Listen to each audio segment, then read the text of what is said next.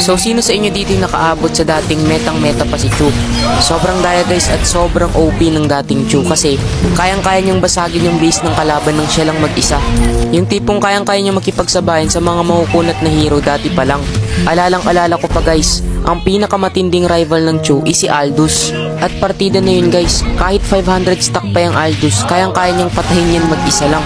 Isipin nyo na lang ha, hindi pa nauuso yung mga defense item dati pa lang. Tapos kayang-kaya niyang sabayan yung Aldous. Ngayon kasi guys, kung ibabase natin si Chu sa meta, ginagamit na lang si Chu ngayon as a tank. Isa din to si Chu guys sa napakadaming nerf na binato sa kanya. Isipin nyo na lang guys dati kayang-kayang basagin ng Chu yung base ng kalaban nang siya lang mag-isa.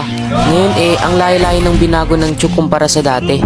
Pero still, napakadami pa din naman na malalakas mag-Chu ngayon, especially sa mga content creator.